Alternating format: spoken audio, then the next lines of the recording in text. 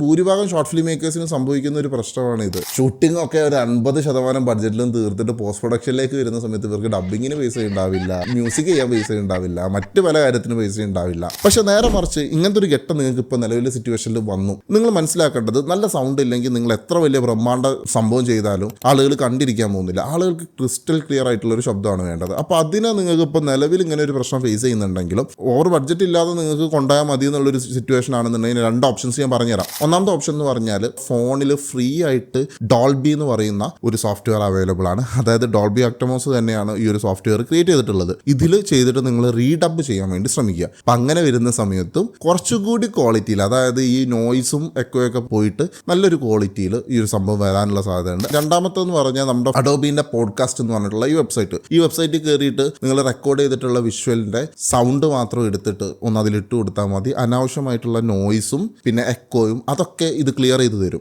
എന്നിട്ട് നിങ്ങൾക്ക് അത് നിങ്ങളുടെ എഡിറ്റിംഗ് ചെയ്യുന്ന സമയത്ത് സൗണ്ടിന്റെ ഭാഗത്ത് കൊടുത്താൽ മതി. നിങ്ങളുടെ ഇങ്ങനെ പരന്ന് കിടക്കുന്ന ഈ ഒരു ശബ്ദത്തിനേക്കാൾ നിങ്ങളുടെ ശബ്ദമൊക്കെ കുറച്ച് മാറും, എന്നാലും അത്യാവശ്യം നല്ലൊരു ഔട്ട്പുട്ട് ഇത് ത്രൂ കിട്ടും. അപ്പോൾ നിങ്ങൾക്ക് ഫിലിം മേക്കിങ്ങോ സ്ക്രിപ്റ്റ് റൈറ്റിങ്ങോ എന്തെങ്കിലും കാര്യങ്ങൾ നിങ്ങൾക്ക് പഠിക്കാൻ താല്പര്യം ഉണ്ടെന്നുണ്ടെങ്കിൽ ഞാനൊരു online pre record course arrange ചെയ്യുന്നുണ്ട്. അപ്പോൾ അത് താഴെ കൊടുത്തിട്ടുള്ള ഈ നമ്പറിൽ കോൺടാക്ട് ചെയ്താൽ മതി. അപ്പോൾ ഫോളോയും സബ്സ്ക്രൈബും ചെയ്യുന്ന കാര്യം പരിഗണിക്കുക. അപ്പോൾ അടുത്ത വീഡിയോയിൽ വീണ്ടും വരാം. ബൈ.